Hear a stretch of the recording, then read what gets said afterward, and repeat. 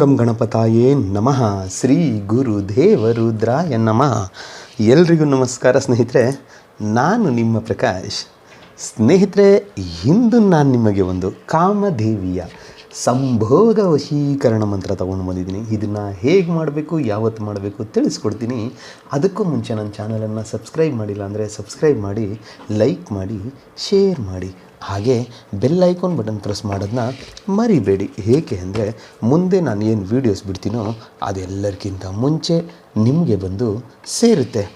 ಸ್ನೇಹಿತರೆ, ಈ ಕ್ರಿಯೆಯನ್ನು ನೀವು ಮಂಗಳವಾರದ ದಿನ ಮಾಡಬಹುದಾಗಿರುತ್ತೆ. ಮಂಗಳವಾರದ ದಿನ ಸೂರ್ಯ ಉದಯದಿಂದ ಸೂರ್ಯ ಅಸ್ತದ ಒಳಗೆ ಯಾವಾಗ ಬೇಕಿದ್ರೂ ಮಾಡ್ಬೋದು. ಈ ಕ್ರಿಯೆಯನ್ನು ಮಾಡೋದಕ್ಕೆ ನೀವು ಮೊದಲಿಗೆ ಅವರ ಯಾವುದಾದರೂ ಒಂದು ಯೂಸ್ ಮಾಡಿರೋ ಬಟ್ಟೆಯನ್ನು ಸಂಗ್ರಹ ಮಾಡಬೇಕಾಗುತ್ತೆ.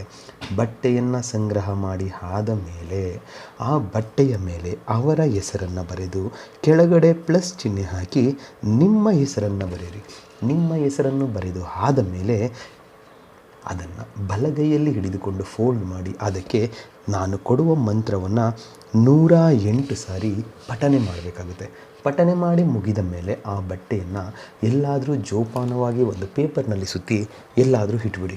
ಮತ್ತೆ ಮರುದಿನ ಅದನ್ನು ತಗೊಂಡು 108 ಸಾರಿ ಮಂತ್ರ ಪಠನೆ ಮಾಡಿ.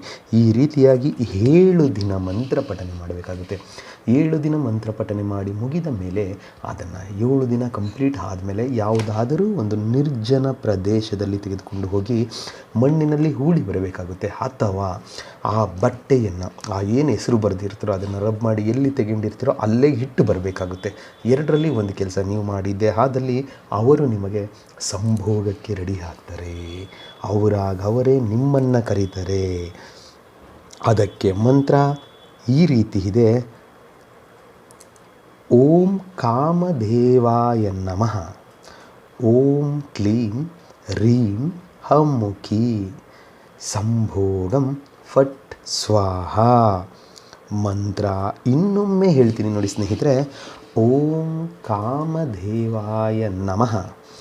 ಓಂ ಕ್ಲೀಂ ರೀಂ ಹಮ್ಮುಖಿ ಸಂಭೋಗಂ ಫಟ್ ಸ್ವಾಹ.